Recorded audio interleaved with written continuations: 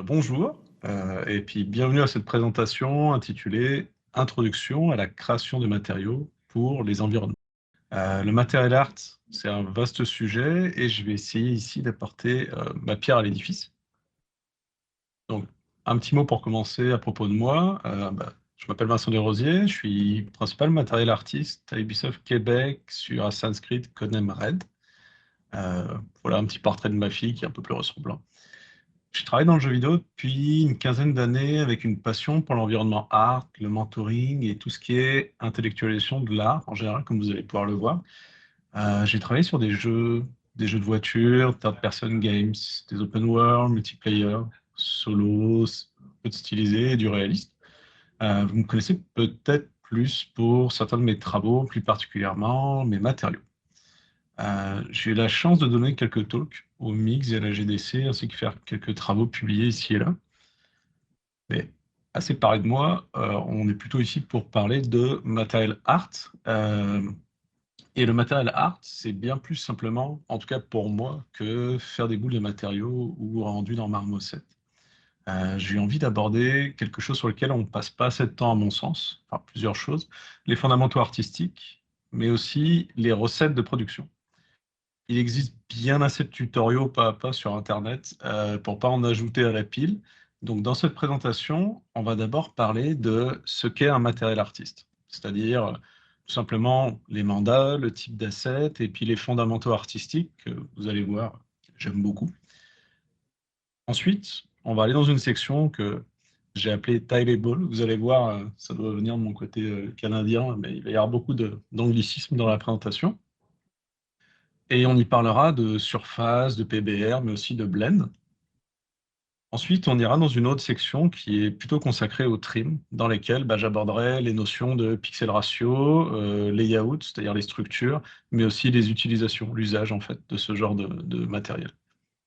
Puis à la fin, je ferai un petit wrap-up en ajoutant aussi un appendice avec des liens et des sources si jamais ce talk vous a intéressé, parce que clairement, on va avoir juste le temps de gratter un peu la surface de ce métier et si vous voulez explorer un peu plus les différents aspects que je vais aborder. Donc tout d'abord, qu'est-ce qu'un matériel artiste? Donc, dans certains studios, des environnements artistes ou 3D généralistes font un peu tout, et c'est d'ailleurs super. Euh, Dans d'autres, par contre, des fois, ils ont des gens dédiés à ce métier. C'est des artistes 3D, mais qui sont spécialisés. Et on appelle ça des matériels artistes. Ça peut paraître hyper trivial, mais je reçois vraiment souvent cette question. Pour comprendre ce qu'est un matériel artiste, vraiment le plus simple, c'est de comprendre ce qu'on peut être amené à faire, je dirais. Donc, un matériel artiste, tout simplement, ça peut travailler sur des matériaux in-game. Ça peut travailler sur des librairies offline, donc de type, le genre de librairie que vous pouvez trouver un peu online, mais là, je parle plutôt de librairie interne à un projet ou à un studio, donc sur Designer, Painter, utilisé en layering. Des assets à texturer, ça c'est aussi une facette assez importante du métier. Elles peuvent être béquées ou non, d'ailleurs, on y reviendra. Scan, procédural, ça c'est plutôt des techniques que vraiment des mandats à part entière. On peut aussi être amené à produire des assets de type alpha, SmartMad et Stencil. Et tous ces éléments, ils font partie, selon moi, d'une catégorie que l'on pourrait appeler, en fait, tout simplement production. En ce sens que ce data, il est tangible et souvent, il est utilisé tel quel dans le jeu. On peut aussi travailler sur des outils, des shaders ou des benchmarks.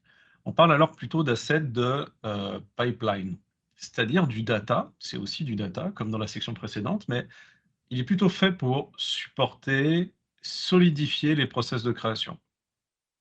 Finalement, un matériel artiste, il peut aussi être amené à faire des trainings, du data, ou alors retoucher, aider, faire de la documentation. Et ça tomberait plutôt dans une section qu'on pourrait appeler tout simplement support. En fonction du studio, en fonction de votre ancienneté, l'ancienneté de l'artiste et de la période de production, on peut être amené en fait à faire tout ça, ou juste une partie. Aujourd'hui, comme on n'a que 45 minutes, je vais focuser sur les matériaux.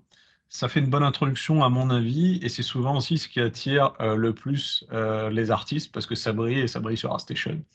Je vais en profiter aussi, bien sûr, pour parler des fondamentaux artistiques, mais aussi de recettes de production qui, à mon sens, sont indispensables pour faire des assets de qualité, mais aussi shippables en production. Et du coup, par extension, vous rendre intéressant sur le marché du travail. Donc, quand je parle de matériaux, cela comprend des surfaces. In-game ou non, ce sont en général des matériaux simples, avec ou sans structure, qui sont superposés ou mélangés ensemble. Donc, vous allez m'entendre souvent utiliser ce terme. Les décals sont aussi en fait des matériaux, des types de surfaces, mais en cela que eux ont aussi une notion de transparence et ils tombent dans une catégorie à part entière d'après moi, car il existe autant de types de décals qu'il existe de scénarios où s'en servir. Comme ici par exemple ce vernis gratté qui pourrait être un décal, ce petit dust avec les petits clutters dessus qui pourrait être des décals ou aussi du blend, euh, ou alors cette destruction de concrete qui pourrait aussi être un décal. Pour finir, il y a une autre section aussi dans les matériaux à part entière, qui est en fait le fait de travailler sur des assets béquets. Donc, que ce soit des props, figuratifs ou non, naturels ou man-made, c'est aussi un sujet à part entière. Donc, aujourd'hui, ensemble, on va focuser sur les matériaux et plus précisément sur les surfaces réalistes et PBR. Et vous allez voir, il y a déjà bien assez à dire là-dessus. Donc, lorsque l'on en vient à créer des matériaux ou à texturer des assets, quels qu'elles soient, il existe, selon moi, des fondamentaux artistiques. C'est souvent le genre de choses qu'on dit sur un coin de table à quelqu'un, attention à ton rythme, attention à tes shapes, ta couleur, etc. Mais il y a vraiment, d'après moi, peu, voire aucune source online de ça orientée vers le game art et surtout les matériaux. Donc voici en fait ceux que moi j'ai en tête et que j'ai appris en fait à force des années. Donc tout d'abord, le contexte. Quand on parle de contexte, je parle de contexte technique, budget, le temps, la direction artistique, etc. C'est vraiment comme le tout début de la discussion de qu'est-ce que vous avez à faire. Ensuite, les références. Photos, vidéos, concept art, scan. Les vidéos d'ailleurs sont des très bonnes références pour les matériaux. Tout cela formant ce qu'on pourrait appeler le brief ou cahier des charges du matériel. Et ensuite le matériel lui-même. Donc là, on saute vraiment dans le vif du sujet, donc les formes ou les features qui composent le matériel, la couleur, c'est-à-dire la palette choisie, le vieillissement, c'est-à-dire est-ce que ce matériel il est complètement neuf, âgé, brisé. Ça peut paraître très très obvious tout ce que je suis en train de dire, mais c'est vraiment le genre de cheminement intellectuel que moi j'ai pour articuler les choses et pas en oublier en fait. Donc tout cela, ça forme le matériel lui-même. Alors, traduit en français, c'est un peu étrange, c'est les matériaux cœur. En anglais, souvent, j'utilise en mentoring le terme de core material. C'est vraiment voilà, ce qui définit ce matériel-là. Et après, une fois qu'on l'a identifié, on peut en empiler plusieurs matériaux cœur, en fait. Et ensuite, le layering. Donc, on pourrait appeler ça stratification en français, donc la saleté, la poussière, etc.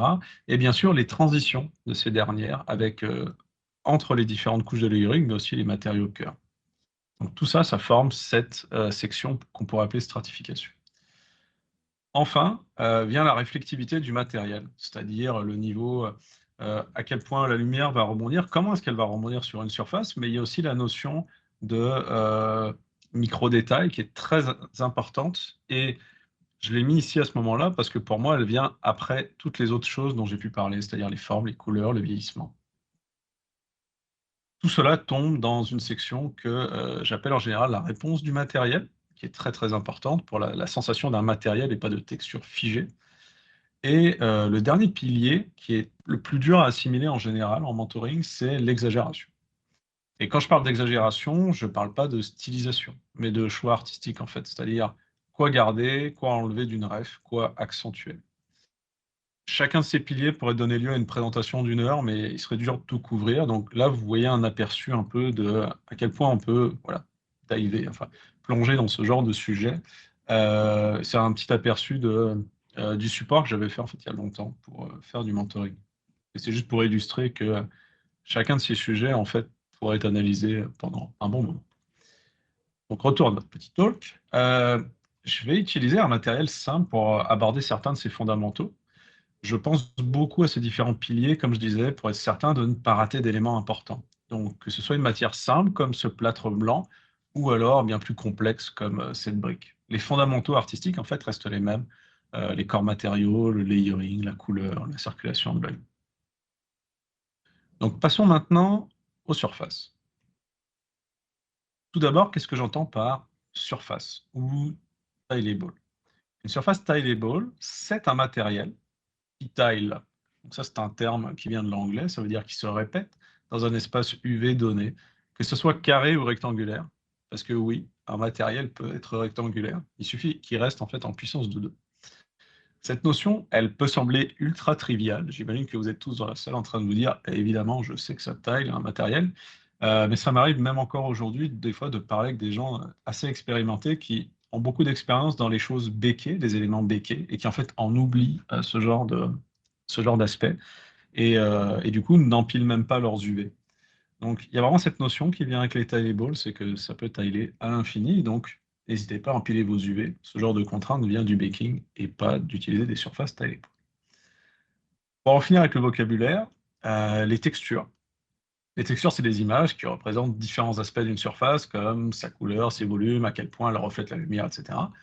Ce sont les outputs d'un graphe, substance, les layers d'un PSD, Photoshop, etc. Ensuite vient le shader. Vous allez peut-être m'entendre parler de shader à des moments. Et quand je parle de shader, c'est un ensemble de calculs mathématiques qui définissent comment réagissent les textures, parfois entre elles, mais surtout avec l'éclairage. Les shaders sont très souvent représentés de manière nodale dans les engins. Pour ceux qui, comme moi, font pas de HLSL, c'est parfait. Enfin, le matériel. Quand on parle de matériel, en général, c'est un conteneur donc qui encapsule les textures et le shader que l'on utilise. Et on peut y exposer des paramètres ou options spécifiques exposées du shader. C'est ce matériel qui, une fois utilisé sur des surfaces 3D, permet de construire des environnements. Donc ça, c'est juste pour mettre la table un peu sur le vocabulaire et que vous puissiez suivre si jamais j'utilise des termes qui vous paraissent étranges.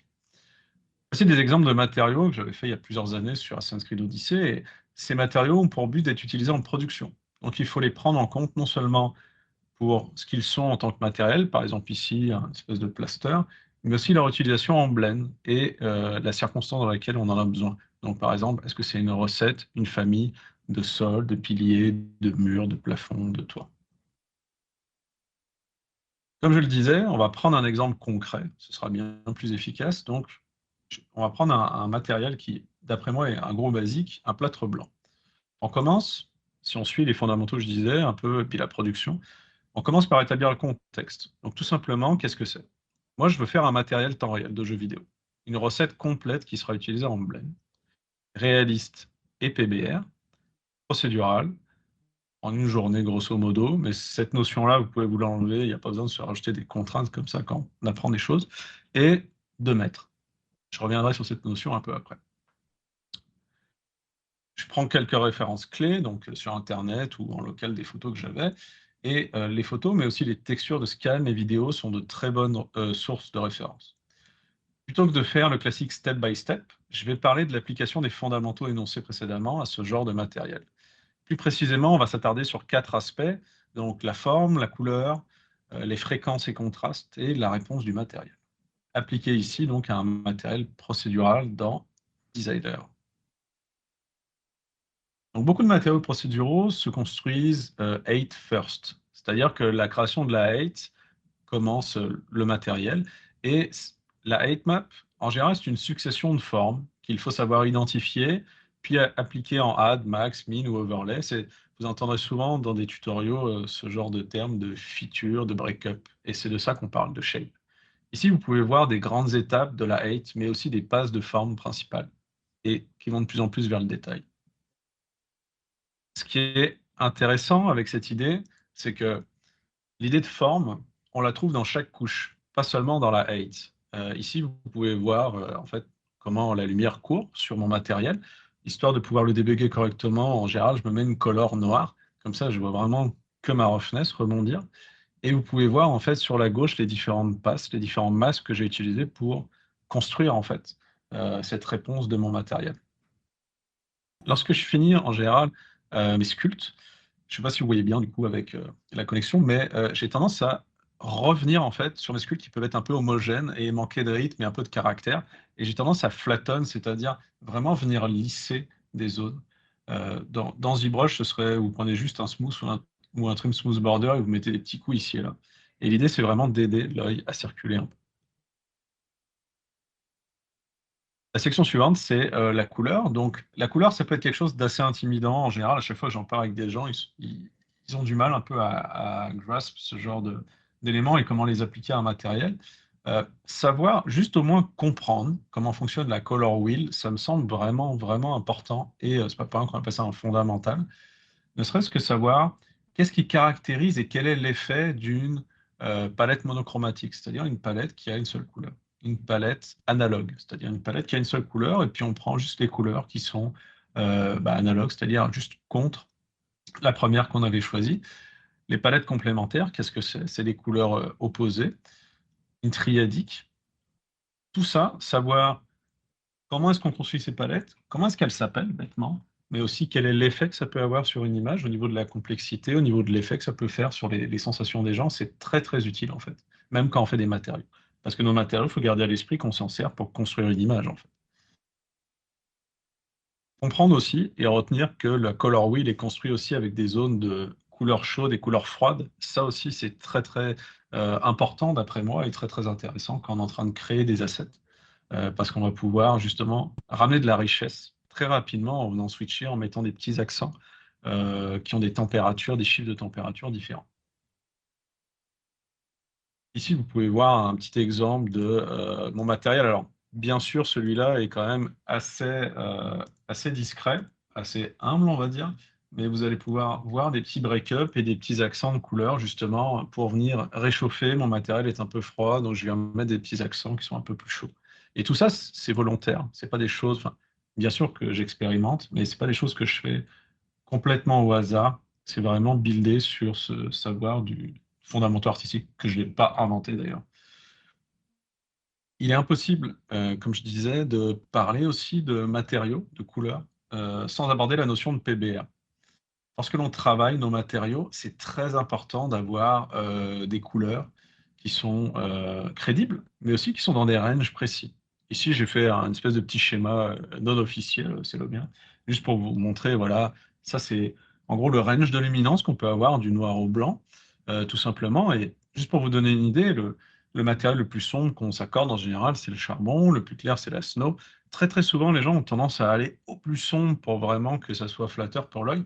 Mais en réalité, euh, il vaut mieux essayer de regarder qu'est-ce qui se passe dans des charts, qu'est-ce qui se passe aussi sur s'appuyer sur du data scanné de qualité, comme celui de, par exemple, texture.com ou Quixel, ou alors vos propres photos calibrées, et ce sera toujours bien plus précis, et ça vous aidera vraiment à aller plus vite en termes de justesse et de réalisme.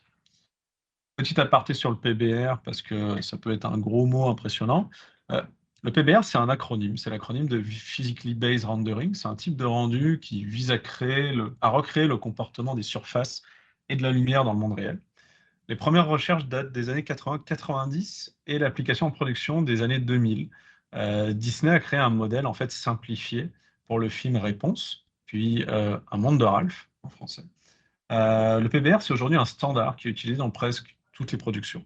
VFX, animation, jeux vidéo, jeux vidéo, jeux vidéo. Et la particularité du PBR, c'est son utilisation de modèles de rendu BRDF, donc physiquement plausibles, prenant en compte la conservation d'énergie, la réflexion, mais aussi la microsurface, c'est-à-dire à quel point les rayons vont pouvoir rebondir en fonction de la granularité de la surface, et est-ce que le matériel est métallique ou diélectrique.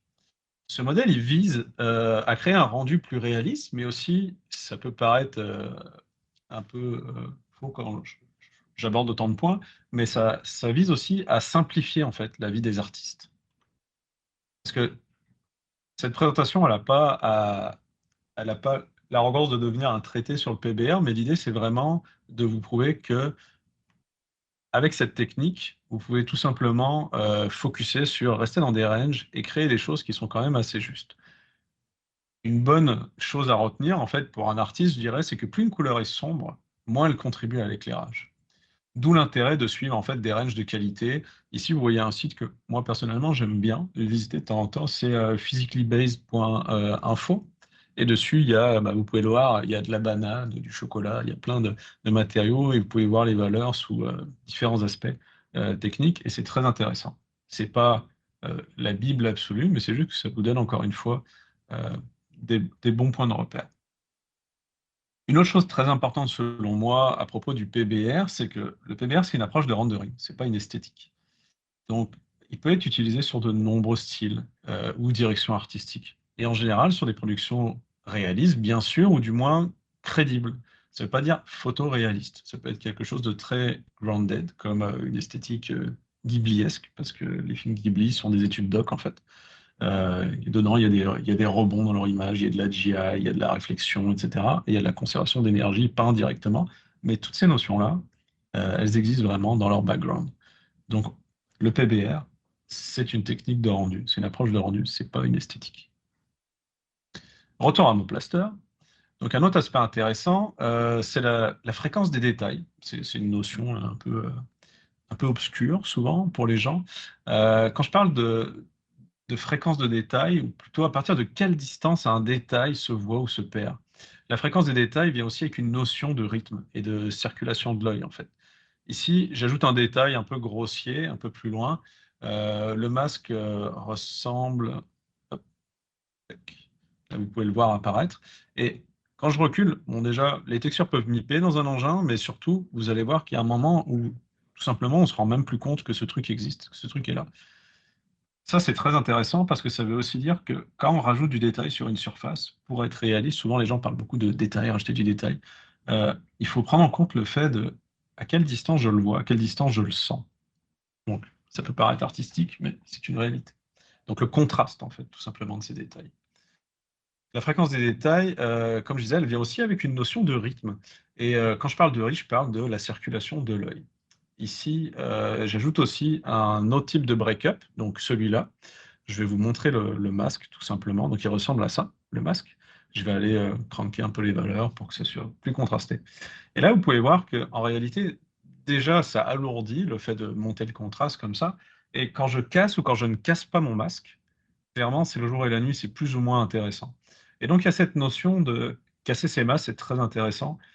C'est pas obligatoire, c'est juste que c'est intéressant si on veut créer un meilleur rythme, en fait, une circulation de l'œil. Ça devient moins homogène et lourd. Côté tips, j'utilise souvent des high pass lorsque j'utilise des grunge. Les grunge, c'est très intéressant. On peut utiliser aussi des morceaux de photos pour aller chercher des fréquences de détails qui sont plus réalistes. Mais le high pass, c'est un petit filtre qui existe dans Photoshop et c'est un petit node qui existe dans Designer et qui permet en fait de jouer sur l'amplitude et en fait donc sur les fréquences. Donc la notion de fréquence, elle est très importante en fait. Là, on peut voir en fait, je joue sur l'amplitude et on voit en fait des détails, des couleurs apparaître plus ou moins. Donc pas juste contrôler la palette de couleurs, mais il faut contrôler aussi ses formes et aussi à quel point on sent ces formes. Je vais finir avec cette petite section, la réponse du matériel. Donc, quand je parle de réponse du matériel, c'est à la fois à quel point la lumière rebondit, mais aussi comment. J'aime parler de rythme et de vitesse, surtout en ce qui concerne les roughness. On peut voir ici la lumière qui court sur la surface, si ça démarre. Lorsque cette dernière est détaillée, en fait, l'œil va ralentir, tout simplement. Au contraire, lorsqu'une zone est plus calme, donc plus lisse, c'est aussi pour ça que tout à l'heure je parlais de lisser un peu des zones, le regard s'accélère. Et c'est quand on a un contraste et un rythme de vitesse qui change, on a cette sensation que la surface est agréable en réalité. Donc le rythme et la vitesse, c'est très important. Surtout si vous voulez faire des matériaux qui sont appealing, comme on dit, qui donnent envie.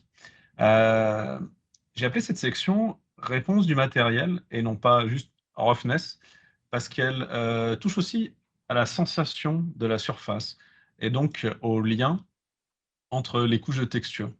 Quelque chose à ne pas sous-estimer lorsqu'on est en train de travailler cette partie-là du matériel, c'est l'AO, la micro-AO.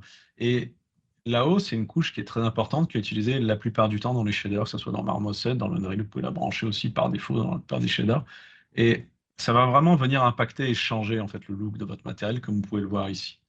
Vous pouvez essayer de tenter de mettre des informations de ce type-là, microsurface, dans votre roughness. Donc attention au double info. Ça, c'est quelque chose de très important et qui est vrai, qui a toujours été vrai en texture, mais qui est encore plus vrai aujourd'hui. Côté tips, au niveau de cette section, il y a une map que j'aime beaucoup faire, moi, pour rendre les choses un peu justement attrayantes, c'est faire des maps de thickness. Et cette petite map, vous pouvez la faire à la main en générant une AO sur l'inverse de votre 8 map. Donc, vous prenez une 8 map, vous l'inversez, vous faites une AO. et ça va créer une thickness, en fait, pas chère. Et alors, vous allez me dire, bah, c'est un masque, on s'en fout, on dirait de là-haut. Je vais vous montrer ça avec un matériel. Donc, l'utilisation de ce type de masse de thickness pour la patine, euh, c- moi, je trouve ça toujours très agréable. Ça rajoute un niveau de détail et de vécu que j'aime. Donc là, vous voyez par exemple ce matériel de briques qui se veut réaliste, sur lequel, d'après moi, il manque un niveau de crasse. La petite couche de crasse que j'ai fait là-haut, qui est assez procédurale, et mon petit masque de thickness. Et donc, quand je le rajoute, ça vient rajouter bah, ce petit niveau de layering dont je parlais un peu avant, dans la section au tout début. Donc, en suivant ce cheminement de pensée, en comparant sans cesse mon matériel à quelques références clés, on arrive à un matériel de ce type. En production, en général, on ne fait pas des matières gratuitement pour les mettre sur ArtStation. Elles sont utilisées dans des recettes plus ou moins complexes. Donc, vous l'aurez remarqué, ce matériel est assez sobre.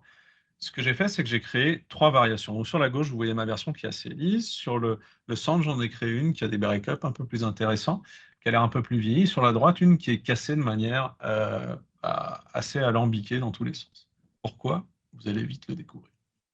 Donc, histoire d'avoir un vocabulaire commun, je vais expliquer ici ce qu'est un blend. Donc, ici, je prends 2 textures, une rouge, une jaune, et un masque. Je les mélange ensemble donc en suivant ce masque et je vais tout simplement venir lire dans le masque. Ici, j'ai fait mes blends en designer pour illustrer l'exemple. Donc, lorsque le masque est blanc, la texture B s'affiche. Si on joue sur le contraste du masque, le blend devient lui aussi plus ou moins sharp. Ce qu'on voit ici, c'est exactement un blend de 2 matériaux qu'on pourrait faire dans l'Unreal en utilisant juste un channel de Vertex Color.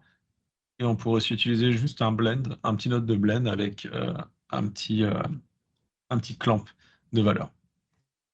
Maintenant, si je complexifie le masque et qui nous sert de transition en ajoutant un second masque par-dessus de type grunge. Le comportement et l'amplitude resteront assez similaires. Le résultat, en revanche, va venir s'enrichir d'infos du masque 2. Ce genre de blend, c'est exactement ce qu'on sert en général sur les types genre blend de matériaux de vernis, peinture, etc. Si j'avais utilisé à la place de ça une heatmap, j'aurais tout simplement créé en fait un blend qu'on appelle un blend de 8 simple, dans lequel je viens révéler en fait un autre matériel en fonction de sa heatmap. Maintenant, je vais complexifier un peu le sujet. Donc, si on ne mélangeait pas juste des textures, mais des matériaux à proprement parler, donc par exemple un petit mud rose et puis des petites pierres, des petits cailloux qui sont jaunes, ici vous allez voir en fait le mass de blend des deux. Et on aurait alors un 8 lerp, donc en fonction de 2 8 maps. Et ce type de blend, on les utilise très très souvent, particulièrement sur les terrains. Donc cet exemple-là, cette technique de blend appliquée en fait aux recettes dont je vous parlais, j'ai mes 2 matériaux, donc un lisse et mon cassé. J'ai mes 2 8 maps et je vais juste les mélanger l'un et l'autre en fonction justement de ces 8 maps. J'ai juste à les lire dedans. Donc là, vous pouvez voir qu'en fait, on les voit se traverser. Je vais jouer plus ou moins sur mon contraste. Et en fait, ce qui est très intéressant avec cette technique, vous pouvez le comprendre assez rapidement, c'est que au niveau du poids mémoire, je me retrouve juste avec 2 matériaux, 2 sets de textures, mais par contre, un grand éventail de possibilités. Un de mes préférés, c'est celui-là. Bien évidemment, ce type de blend, c'est utilisé dans des engins, comme dans l'Unreal, et non pas dans Designer directement. Donc voici le même setup dans l'Unreal, en poussant même avec 4 layers de matériaux. C'est un setup très simple. J'ai mon matériel de briques, mon plaster brisé, ma version abîmée et ma version lisse. Ils sont tous reliés les uns aux autres en fonction de leur height-map ou de grunge et d'un channel en fait de color. Donc là, le rouge, layer 1, layer 2, le vert pour layer 2, layer 3 et le bleu pour le layer 3, layer 4. Dans l'engin, ça ressemble à ça en fait. J'ai tout simplement un cylindre sur lequel j'ai appliqué mon matériel, mon multimatériel, et je vais ensuite aller me balader dans mes shaders. Prêtez pas attention au nombre de vertex que j'ai sur mon cylindre, qui est assez scandaleux. Il faut bien moins de vertex que ça pour pouvoir profiter et avoir des jolis blés. Ici, je suis en train de peindre sur le channel rouge. Donc, vous voyez, en fait, je fais apparaître mon second mortier. Un peu plus loin, je vais peindre avec mon channel vert. Donc, je fais apparaître les cassures. Et ensuite, quand j'ai ça, bah, avec mon channel bleu, en fait, les informations de vertex bleu, je peins, en fait, faire apparaître le dernier matériel. Voilà quelques exemples de passes de blend rapides sur un cylindre, donc histoire que vous compreniez un peu l'amplitude et les possibilités qu'on peut avoir. Et le même travail effectué sur un mesh. Donc vous pouvez voir, je fais un petit mesh en zigzag de mur pour représenter un coin de bâtiment. Et ça, c'est exactement le genre de truc qu'on est amené à faire très très souvent en production. Pas toutes les productions de la Terre font ça. Parfois, des fois, des productions ont seulement 2 layers de matériaux, mais là, il suffit juste d'en enquiller plusieurs les uns derrière les autres. Donc, retour sur les matériaux et ma recette de plate. J'espère que vous arrivez mieux à comprendre l'utilité en fait de faire des matériaux francs et différents, et que quand vous voyez maintenant ce genre de recette, vous allez en voir de partout. Vous allez comprendre en fait, ok, comment est-ce que je peux faire ça, et quel peut être mon plan de match quand j'ai des choses à produire. Donc, passons maintenant au sujet suivant, donc les trims. On appelle les trims un matériel qui taille, mais avec une structure en bande. Ce mot provient de l'anglais trim, qui fait référence aux moulures en fait, qu'on trouve en architecture. Ce type de matériel, c'est pas que pour l'architecture, ça peut être utilisé sur des props, sur de la décoration et même des décals. Mais on va essayer de focuser sur un exemple assez simple. Avant de sauter sur la section des trims, je voulais faire une petite pause pour juste parler de pixel ratio ou de pixel density, parce que c'est un sujet que tout le monde connaît, mais que tout le monde survole un peu trop vite, surtout à l'école. Lorsque l'on parle de pixel ratio, de pixel density, on parle tout simplement du nombre de pixels qui constituent une image, bien évidemment. Il est évident qu'avec plus de pixels, on a plus de définition. Mais comme je le disais, le pixel ratio, c'est important, et c'est important parce que c'est pas seulement le nombre de pixels, mais c'est le rapport du nombre de pixels ramené à une surface précise. Donc par exemple, si on décide d'avoir un ratio de 1024 par mètre, ici mon matériel fait 2 mètres, et ben je vais être en 2K. Donc on se rend compte que mon petit matériel sur le côté était sous-mappé. Si on voulait faire un matériel de 4 mètres et conserver le même pixel ratio, ce dernier devrait être en 4K et faire cette taille-là. Ce qui paraît un peu inutile, surtout en termes de mémoire et de temps, quand on connaît les techniques dont j'ai parlé, comme le blend. Donc ça, par exemple, on le fait pas vraiment en production. Pour établir le pixel ratio, il faut définir la taille en pixels d'un matériel et sa taille physique sur laquelle on l'utilise. Par exemple, ici, donc comme je disais, ce matériel, il est en 2K, il est utilisé sur du 2 mètres. Ça, c'est moi qui le décide. Ce que ça veut dire, c'est qu'il a un pixel ratio de 1K par mètre, ou 10,24 pixels par centimètre. Le pixel ratio consistant, ça permet de créer des scènes visuellement homogènes, mais des scènes aussi qui se loadent de manière homogène. Ça, c'est très, très important. Un autre aspect important de l'impact du pixel ratio, c'est sa relation avec le poids des textures. Donc, prenons par exemple ce matériel de briques. Il est en 2K, pardon, il est en 2K, je le fais étaler sur 2 mètres, il a un textile density de 1K par mètre. D'accord? Les matériaux, en général, ils sont constitués de plusieurs textures, comme on l'a vu avant, et on les pack ensemble en production pour gagner un peu de poids. On a rarement, par exemple, là, 5 textures juste pour ce matériel. Là, par exemple, je crée une situation fictive. Je pack toutes mes textures dans 2 textures, en fait, donc ma height dans ma base color, ma normal roughness AO ensemble. Je me retrouve avec un texture set constitué de 2 textures et sRGB de 2 mégas chacun. Donc, qu'est-ce qui se passe? Ce matériel, il pèse 4 mégas de data, et avec un pixel ratio de 1K par mètre. Voilà. Ce qui est assez intéressant, c'est que si jamais on se disait, ah, je vais faire un pixel ratio 2 fois plus gros, donc on passe en 2K par mètre, regardez ce qui vient de se passer. En fait, le matériel n'a pas été multiplié par 2, mais par 4. Et donc, en réalité, le poids aussi. C'est pour ça qu'en général, cette notion de pixel ratio, elle est très importante visuellement pour la consistance des environnements, mais aussi l'impact, en fait, tout simplement sur ce qu'on appelle la galette, le disque, ou le téléchargement du soft, enfin du jeu sur lequel on peut travailler. Et si on double le pixel ratio, la taille d'un matériel va être multipliée donc par 4. Ça, il faut le retenir. Donc, c'est la raison pour laquelle le pixel ratio, en général, il est décidé en pré-production et on essaye de s'y tenir vraiment très fermement. On ne s'imagine pas multiplier par 4 tout un projet. Donc, avec cette petite notion de pixel ratio, retournons sur nos trims. Je vais prendre un petit exemple de façade québécoise locale. J'ai des petits classiques ici de trim. Donc, je vais prendre ce bâtiment comme référence principale. Je vais identifier des bons petits candidats, tout simplement à mettre sur mes trims. Donc, le genre de motifs qui permettent d'habiller des linteaux, des pédiments et autres. Comme je le disais, je veux quand même, je veux pas faire n'importe quoi et je veux quand même avoir un pixel ratio consistant, intéressant et en 1 K par mètre.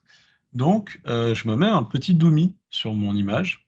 Au moins, grosso modo, je suis pas un fou, je suis pas complètement dingue sur mon pixel ratio, mais je veux au moins avoir une bonne idée de, ok, ça fait 50 centimètres, 1 mètre et tout. Donc là, maintenant, j'identifie les détails que je veux, j'y vais progressivement. Il faut prendre son temps vraiment quand on fait des trims.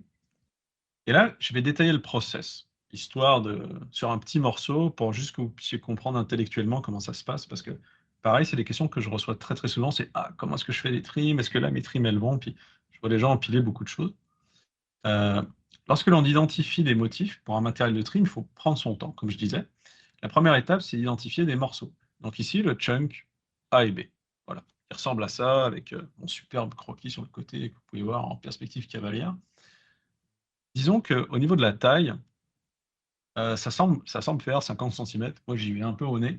50 centimètres de haut, disons, 40 centimètres de profond.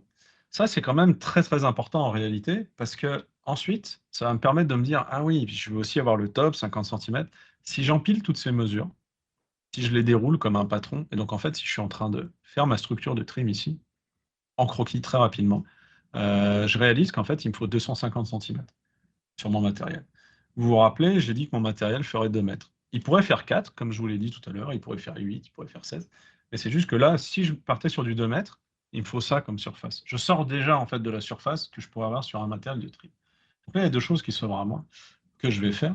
La première, c'est déjà, est-ce que je veux grandir mon matériel de trim? Et très souvent, vous le verrez sur mon portfolio, mes matériels de trim sont déjà verticaux et en plus plus grands que mes matériels de surface pour empiler beaucoup d'infos. Donc je vais partir sur du plus grand. Mais autre chose que je vais faire, c'est que je vais changer mon dispatch de trim. J'ai volontairement fait un dispatch de trim qui était faux pour vous montrer. Donc je vais tout simplement venir compiler des motifs. Donc là, par exemple, je décide de compiler ces motifs ensemble. Donc les tops de corniche qui pourraient être mappés ensemble, j'en ai pas besoin. Je viens de gagner au moins 1 mètre de trim. Le dessous de ma corniche A et B, ça pourrait utiliser la partie A, donc je ne perdrai pas trop en variété, surtout à cette distance. Je suis maintenant seulement à 70 centimètres en fait, ramené sur mon matériel. Donc ces choix, c'est hyper subjectif. Je voulais vraiment comme illustrer enfin à quelqu'un. En général, je fais ce genre de gymnastique sur les coins de bureau des gens, sur des post-it, mais je me suis dit que ce serait cool de faire ça dans un talk. Et donc, ces choix, ils sont très subjectifs. Et vous voyez qu'en fait, ils vont vraiment influencer la variété que vous pouvez avoir dans votre recette. Ici, comme je disais, je vais en profiter aussi pour partir sur quelque chose d'un peu plus grand. Donc là, vous pouvez voir la structure sur laquelle je vais partir. J'ai fait exactement ce petit croquis-là sur un coin de table chez moi pour me dire à quoi va ressembler mon matériel. Et on pourrait avoir l'impression qu'il n'y a pas de logique vraiment, mais en réalité, j'ai tout simplement identifié les motifs que je voulais faire. Mapper mon pédiment, mapper mes bas de colonne. Je veux aussi avoir cette petite corniche avec ce décroché-là, celui-là que je trouvais aussi intéressant, et avec d'autres formes pour avoir des choses concaves, convexes, des ronds, des tops. Et ce bas de mur que je mets d'ailleurs en bas de mon petit matériel de tri. Ça, vous pouvez le voir et vous le comprenez assez rapidement. J'y passe vraiment du temps à planifier, réfléchir à quel est mon plan pour mes tri. À présent que je l'ai, basé sur mes refs, je peux aller dans Designer, dans Max, Blender, c'est vraiment comme vous voulez pour poser une structure. Moi, je suis assez à l'aise pour aller dans Designer sur ce genre de choses, ça s'y prête vraiment bien. Mais Blender est très bien aussi. Je garde le tout très simple à cette étape, parce que je veux vite voir, en fait, est-ce que ça me va faire des allers-retours dans l'Unreal, comme vous allez le voir. Pour m'aider aussi à cette étape, un petit tips, malheureusement, il n'y a pas de grille dans Designer, en tout cas pas encore. Adobe, si tu m'écoutes. Euh, donc en général, je fais moi-même en fait mes petits setups de grid à la main. Donc il n'y a pas de snap bien sûr, mais je fais juste des petites grilles comme ça en fonction de mes tailles de motifs. Et ça me permet de vraiment me caler correctement et d'avoir un pixel ratio qui est juste. Donc à cette étape, je saute très très vite en fait dans l'Unreal pour aller voir, ok, mon matériel il fait 4 mètres. Donc en réalité, là on se rend compte aussi que ça pouvait paraître petit sur le slide d'avant, mais avec un personnage à côté, en réalité, j'ai des motifs qui sont assez gros. Je vais aussi faire une version éclatée assez rapidement aussi, avec des UV très très simples, bien évidemment. Mais pour se rendre compte en fait de, ok, où sont mes corniches? Parce que un cylindre comme ça ou une sphère avec un matériel de trim, euh, votre cerveau il peut avoir vraiment du mal à l'analyser. Celui-là, j'y ai passé des jours et c'est moi qui l'ai fait et je me perds. Alors qu'à droite, j'arrive à lire très simplement en fait mes corniches. Vous le voyez au centre, j'ai aussi rajouté une petite recette de matériel de mur, en fait, de 2 mètres, parce que on fait rarement en fait des enviros ou des assets qui sont que en trim ou que en tileable ou alors que en béquet. En tout cas, moi, je mixe en fait toutes ces techniques. Là, j'ai pris cette petite corniche et je me suis amusé à faire juste des miroirs à 90. C'était pour voir aussi comment ça allait réagir à la lumière. Est-ce que le rythme, la taille allait me suffire pour faire par exemple un chambranle de porte? Bon là, on dirait la porte d'Alice au Pays des Merveilles, elle est un peu petite, mais disons que c'est la porte genre pour les serviteurs à l'arrière de la maison. Donc, je crée un petit chunk de trim et je le duplique donc pour faire ça. Ici, vous pouvez voir mes magnifiques UV et c'est important pour moi de les montrer pour déstresser les gens et leur montrer à quel point on peut empiler des UV parce que c'est pas du baking. Donc, à cette étape, avant de pousser le matériel, là, comme vous pouvez le voir, j'en profite aussi pour venir empiler ensemble ma recette. Juste avoir une idée en fait du rythme, encore une fois. Encore une fois mes UV, superbe. Vous pouvez voir ma petite superposition de matériaux et tout. Et c'est complètement fine et complètement legit. Si vous faites ça, je vous bénis. C'est très très bien. Avec ces différents exemples et tests, maintenant je suis confiant en fait avec mes patterns. Une fois mes trims placés, en fait, je crée une structure de pierre. Donc en fait, je crée dans 2 parties complètement indépendantes de mon graphe, ma pierre et ma structure, puis je les fusionne ensemble en fait. À partir de là, je sculpte ma height-map comme un mur classique. Donc, je n'ai pas le temps comme on a 45 minutes, mais ça reste quand même assez classique du général au particulier jusqu'au micro-détail. Et je me retrouve avec un graphe bon, qui est un peu velu, j'aime bien me complexifier la vie, mais qui est très, très, très, très, très classique. Une fois que ça c'est fait, bah, je vais tout simplement bosser mon matériel de manière assez straightforward, mais ce n'est pas la section qui nous intéresse le plus là dans ce talk, c'est l'application des trims. Donc ici, vous pouvez voir la color, la normale, la roughness là-haut et la heatmap de ce matériel-là, le matériel rendu sur la gauche. Ça, c'est un shoot directement dans Designer. Et ici, vous voyez la même chose en fait dans l'Unreal. Donc comme pour le mur de plâtre, je fais un simple mur en zigzag et je prends soin de placer une trim en haut, une trim en bas. Cela me donne une idée de ma recette en contexte, ce qui me permet de faire facilement des allers-retours entre Designer et l'Unreal. Parce que moi, en général, j'arrive jamais à faire des trucs correctement du premier coup et j'itère beaucoup. Euh, le parement, par exemple, ici est trop homogène. Le parement, c'est la manière dont on vient nettoyer une surface avec un burin. Les pierres de mur sont légèrement trop petites, ma trim du haut est trop complexe, le bas du mur est un peu difficile à lire. Donc ce que je fais, c'est que je fixe tout ça, toutes ces choses que je vous ai listées, en gardant un niveau de modeling qui est quand même très très basic. J'ajoute des petites colonnes. Je suggère aussi où est-ce que j'aurais pu avoir des portes et des fenêtres, mais je ne me perds pas là-dedans parce que ce n'est pas le sujet de cette section-là. Et ça me permet d'illustrer mes trims, comme je disais, et tester ma recette. Là, j'ai rajouté mon pédiment qui, ça va vous surprendre, est en gros une grosse boîte. J'y ai mis tout mon amour. Je profite de ce setup et de cette petite section, d'ailleurs, pour vous partager une petite recette qui n'est pas indispensable. Là, on peut voir que ce mur, il marchouille, ça peut le faire, c'est pas la folie, mais un petit truc qui marche bien avec ça. Donc, comme je vous le disais, en général, mixer les techniques, c'est très important. Là, j'ai fait ces petits cubes, un peu à la va-vite. C'est des petits placeholders, on pourrait dire. Donc, ils ont la bonne shape, le bon gabarit, un peu de petits coups, des petits cling-cling dans ZBrush et une tileable dessus. Et ces petits cubes, si on les empile, ça peut nous faire une chaîne d'angle en fait de bâtiment. J'aurais pu d'ailleurs y aller un peu plus violemment. Mais ce que je voulais vous montrer, c'était ça, la différence de finition. Donc là, vous pouvez avoir le avant-après, la différence de finition de l'angle entre avec et sans. Les tileables, ça peut être très dur, surtout quand on a des structures comme ça, de bien faire tomber les joints, etc. Donc on pourrait faire une recette de joints différente. On pourrait venir cutter directement à l'intérieur de ce mesh et venir remapper certaines pierres. Tout est possible. Moi, perso, rendu où j'en suis, je préfère faire des assets séparés. Celle-là, je pourrais même m'en servir pour venir sortir des pierres, faire des tas de pierres, faire du propsing. C'est assez pratique. Ici, mon placeholder, donc, comme je disais, il vient épouser l'angle. Et les recettes, après, ce que je fais dans un deuxième temps, j'en profite aussi pour faire des variantes. Donc, si vous vous rappelez du plaster, ce que j'ai fait aussi avec mon mur, ma trim, mais aussi avec mes chaînes d'angle, j'ai fait une version, c'était ma version de base. J'ai fait une version avec des joints plus écartés. Celle-là, c'est la version un peu plus lisse. J'ai fait la version avec les joints plus écartés, la normale, vraiment dans le tapis. Et j'ai aussi fait une version sale. Vous n'êtes pas obligé d'exporter des matériaux full. La version sale, j'ai exporté que la color, sur la version avec les joints écartés, que la normale. Et ce que ça vous permet de faire, c'est que là, j'ai ma structure de placer. Et j'utilise exactement la même recette que ce que je vous ai dit tout à l'heure, c'est-à-dire du blend.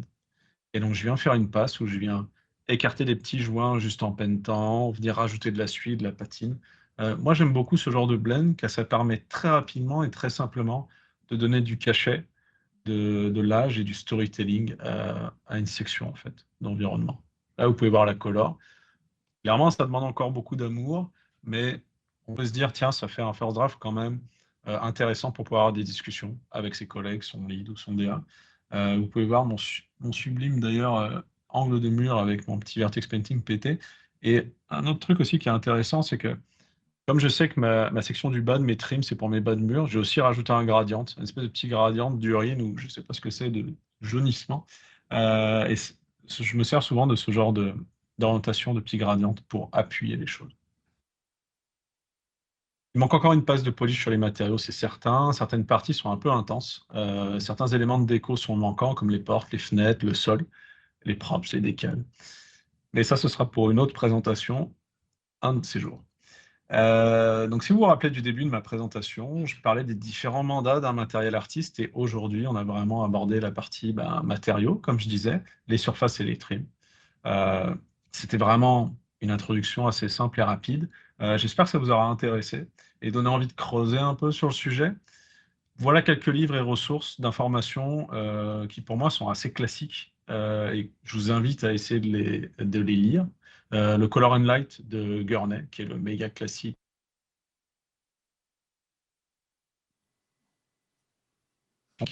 de la peinture et donc en fait de l'art en général, que c'est un peu la base d'après moi. Ensuite, le PBR Guide de Wes McDermott, qui vulgarise et qui simplifie très bien pour les artistes et les environnements artistes, les 3D artistes, toutes ces notions de PBR qui peuvent être un peu complexes.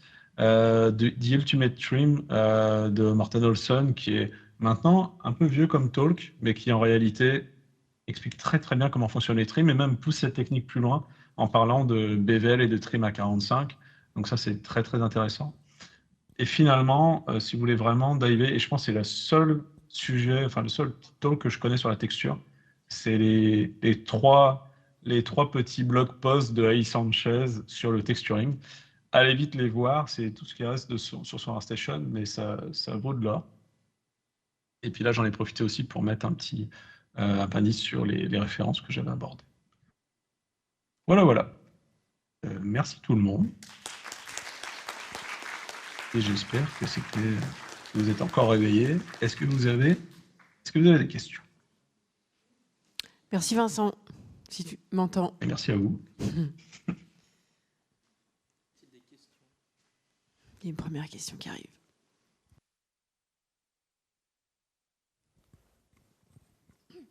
J'espère pas avoir parlé trop vite. Oui. Bonjour, merci pour la conférence, c'était super intéressant. J'ai plein de questions, mais du coup, je ne vais pas toutes les poser, je pense. C'est parti. La première, est-ce que tu as beaucoup parlé de blend et tout? Est-ce que la majorité des grosses structures telles que les architectures et tout sont faites en blend? Est-ce que c'est pas trop lourd? Est-ce que ça arrive qu'il y ait plus de 4 matériaux? Est-ce qu'on peut mapper plus de 4 matériaux sur un blend? Ah oui. En fait, alors oui, c'est une très bonne question. Il n'y a pas de grosse vérité absolue. Là, il y a plein de prods, souvent, d'ailleurs, maintenant, aujourd'hui, je dirais, avec les hardware qu'on a, c'est plutôt les prods sur téléphone ou les petites consoles qui n'ont pas de blend, comme par exemple, vous n'allez pas en avoir autant sur Breath of the Wild que dans Resident Evil, le dernier portage qu'il peut y avoir sur la console de Sony. Mais concrètement, c'est vraiment une technique qui est très très ancienne, qui doit avoir une quinzaine d'années maintenant, qui est utilisée en prod par vraiment de très très nombreux studios. Les seules différences qu'il peut y avoir, c'est comment c'est utilisé sur les terrains, les structures ou les props. En général, les props qui sont en dessous de 1 mètre, les petites assets, on n'utilise pas de blend parce que le coût shader est un peu inutile versus le poids mémoire qu'ont ce genre d'assets. Mais par contre, dès qu'on arrive à une asset un peu plus grosse, des bons exemples, c'est les prods aussi comme Star Citizen, qui utilisent des trucs avec juste, ils font des mèches avec des normales orientées, ça, c'est encore une autre technique qui est intéressante, et puis du blend par-dessus. Euh, Là, j'ai vraiment abordé le blend de base avec matériel A à B, mais en fait, on peut aussi blender des global normales, on peut blender des details, on peut blender beaucoup de choses. Et tu as raison, il y a un coût mémoire, mais en général, la plupart des prods utilisent ce genre de recette. Ok, donc pour les gros assets, en général, c'est du blend parce que sinon, c'est trop taillable et ça se voit, quoi. Par exemple, les plus gros assets assez communs qu'on peut trouver dans des productions, c'est les roches, par exemple. Sur ce genre de truc, on utilise souvent des shaders qui sont un peu plus complexes, c'est-à-dire qu'au lieu d'utiliser des maps juste avec des UV base, on va utiliser des maps qui sont projetées en triplanar, c'est-à-dire dans plusieurs directions. Si on veut optimiser un peu, on peut aussi développer du biplanar, mais bref, disons en triplanar. Et par-dessus ça, on peut avoir un deuxième layer avec un UV en global. Il y a rarement il y a jamais en fait de production. On peut juste prendre une asset Megascan, par exemple d'un cliff, le drag and dropper dans une scène et se dire que ça le fait le café, parce que il faudrait avoir, je sais pas, une dizaine de 8K ou des 32K pour que ça ressemble à quelque chose de près. Donc en général, on va plutôt utiliser du layering en blend et aller blender. Bah là, sur les grosses assets, en fait, plutôt des passes de blend, mais qui sont bakées dans des maps. Pour ça, ce genre de sujet, voilà, je les ai pas abordés là-dedans parce que c'est comme des boîtes de Pandore et des sujets à part entière. Et pour le blend, du coup, c'est le matériel artiste qui peint le blend? Et est-ce que tout Oui, dépend alors oui, de... bah, dans beaucoup de studios, les artistes bossent sur les sources, sur le matériel, c'est-à-dire vraiment comment ça va réagir. Le support shader est très souvent donné par des T-cartes, mais il peut aussi être fait par le matériel artiste s'il sait le faire, ou si la structure est plus petite aussi, les gens font un peu tout. On peut être amené soit à les appliquer sur tous les objets, soit s'il y en a vraiment beaucoup, c'est les artistes 3D, quand les prods sont assez grosses, et nous on fait que les recettes en fait, et des exemples benchmark. Et du coup, quand vous peignez des pans de mur, ils vous... Enfin, c'est réutilisable ou vous les peignez vraiment un par un et... C'est pour ça que souvent on va bosser par exemple l'architecture, par exemple on va la bosser en kit. Donc on va faire les murs, on va faire un mur plat, un mur avec une fenêtre, un mur avec une porte, un pilier, des pédiments, des choses un peu comme j'ai fait là. Et puis on va venir les répéter, les accrocher dans des groupes, venir painter. Dans l'Unreal, on peut painter directement sur les instances. Il y a un coût quand même. C'est quand même moins cher d'aller painter directement sur les originaux, sur les mèches. Mais ce que ça implique, c'est de créer aussi plus d'originaux. En fait, tout est un peu possible, mais à chaque fois, les contraintes que ça débloque ou que ça active sont un peu différentes en fonction de la situation. Ok, merci beaucoup. Je vais laisser la parole s'il y en a d'autres qui ont des questions. Merci pour les questions.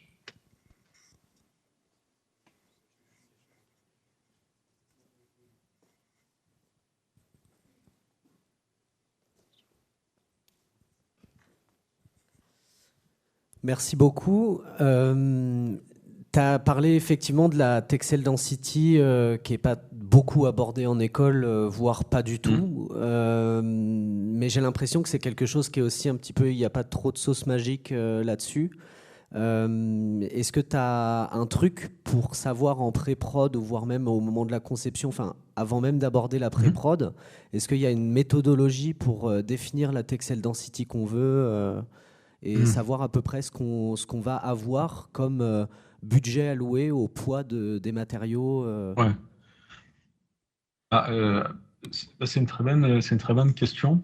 En fait, en général, le Texel Density sur la plupart des productions, je ne vais pas dire toutes là, je ne vais pas faire que des grosses généralités, même si j'en fais énormément, là, euh, sont très très proches en fait. Là, je parlais beaucoup du 1K par mètre parce que c'est très standard. Toutes les prods du monde sont pas en 1K par mètre. Il y en a qui sont en 2K par mètre et je les jalouse. Ils ont de la chance. Il y en a qui sont en 512 par mètre et ça marche très très bien. Euh, En fait, une manière d'établir le pixel ratio, le texel density, c'est tout simplement de faire une asset avec un placeholder de matériel type gris, là, comme j'ai fait, parce que c'est bien plus simple, on s'éparpille pas. Et on va in-game, en fait, et on regarde. On regarde qu'est-ce qui se passe quand on est en train de jouer. Et l'impact que ça a, c'est-à-dire en contexte, ça paraît très très évident ce que je dis là, mais c'est le contexte en fait qui va driver ça et qui va driver ça pour tout le projet. On ne le fait pas par asset. Je ne me demande pas quel est mon Texel Density tous les jours ou tous les matins dès que j'attaque une nouvelle asset. Ce truc-là, il est fait en pré-prod, voire en conception en fait. Il est en général établi par les directeurs techniques et directeurs artistiques. C'est nous, on veut une définition comme ça. En général, les gens veulent le plus de détails possible, que ce soit le plus cher. Mais le coût, comme je disais, c'est ça qui est très intéressant avec le Texel Density. Il faut prendre en compte le coût que peut avoir le détail. Donc après, il y a des manières de rajouter du détail, rajouter des detail maps, justement, c'est pour ça qu'on appelle ça comme ça. En jouer en fait sur les couches. Il y a des couches qu'on peut mettre avec un texte density plus gros si on veut tricher. Mais en général, on fait ça en fonction du contexte. Et c'est d'ailleurs pour ça que les jeux comme, disons, Uncharted 4, il a un Texel ratio qui est inférieur à Call of Duty, par exemple. C'est tout simplement parce que le contexte est différent. Dans un FPS, on va vouloir des textures qui sont plus sharp, en fait, parce qu'on met la tête contre. Alors que dans un jeu third person, comme Uncharted, ce qui se passe, c'est que le personnage est entre nous et les assets 90% du temps. Bien sûr qu'on peut mettre la caméra contre une asset, mais ça arrive bien moins souvent. Et le fait d'avoir le personnage contre un objet et la caméra en recul, ça veut dire qu'on sera, en général, le joueur lambda sera toujours à 2, 3, 4 mètres de nos assets. Donc ça, c'est très intéressant à prendre en compte parce que ça veut dire que peut-être qu'on a besoin d'un pixel ratio, 1 K par mètre, ça suffit largement, voire 512. Donc là, on vient de gagner beaucoup en mémoire, en fait.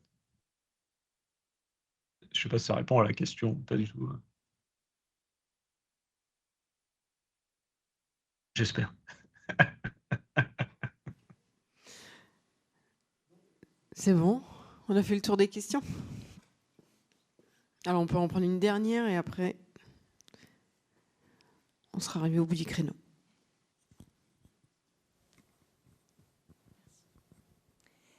J'ai encore une question du coup.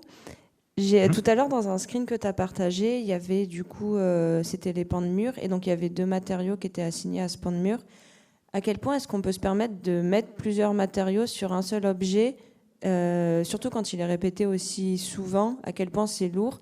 Et j'ai un peu la même question aussi, tu en as parlé très vite fait du triplanar.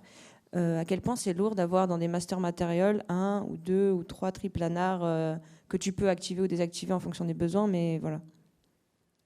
Ouais, c'est une très bonne question. Et chaque engin, en fait, alors je suis pas techard ou directeur technique, mais chaque engin, en fait, a sa manière de traiter, en fait, de faire les passes de rendu et du coup d'avoir un coût mémoire, tout simplement. Puis au niveau aussi des performances, sur la complexité des matériaux, le nombre de matériaux, il y a des engins qui le font plus ou moins bien. Mais le mieux, c'est de regarder des jeux vidéo qui peuvent vous intéresser. Et si vous regardez un Uncharted, un Last of Us, un Dishonored, qui sont des jeux fabuleux, si vous regardez des éléments d'architecture, vous allez pouvoir compter le nombre de recettes. Ça va vous donner une bonne idée que sur un pan de mur, avoir 3 ou 4 de recall, c'est-à-dire 3 ou 4 matériaux qui eux-mêmes sont des multimatériaux, c'est pas déconnant, c'est pas du tout ultra lourd. Au contraire, en fait, c'est assez lambda. Bien sûr qu'il y a un coût, mais quand on dit il y a un coût, ça veut pas dire ne le faites jamais, ça veut juste dire ah bah quand tu vas arriver à 8 ou 12 matériaux, peut-être qu'on regardera si on peut recompiler, optimiser des choses.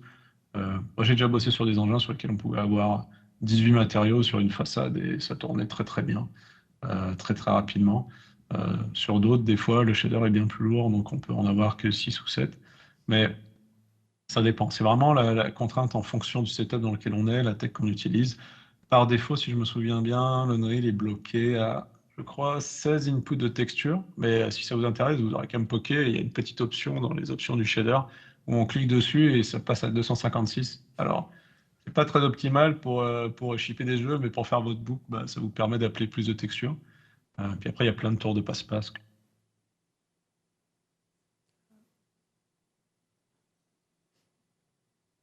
Des matériaux comme ça, comme j'ai fait, mais dans lesquels c'est pas des textures, dans lesquels c'est plutôt des valeurs, des constants, des aplats, et juste un masque en noir et blanc. Ça, c'est des bonnes manières aussi de gagner en mémoire. Ok, merci beaucoup. Merci J'ai beaucoup, parlé Vincent. beaucoup. Si jamais vous avez des questions, il y a d'autres sujets, n'hésitez vraiment pas à me contacter. Je sais que je suis pas là physiquement là, à l'événement malheureusement, mais faut vraiment pas hésiter à me contacter. Même si vous avez des questions, il n'y a pas de questions bêtes là. Si vous avez des trucs, vous dites ça, comment ça marche, pourquoi le gradient de ceci, cela. Envoyez-moi un message, j'essaierai de répondre en vous faisant pas trop patienter. Merci beaucoup, Vincent. C'était passionnant. Et puis, peut-être à une prochaine, du coup, sur Adon en physique. Bah, Merci beaucoup. beaucoup.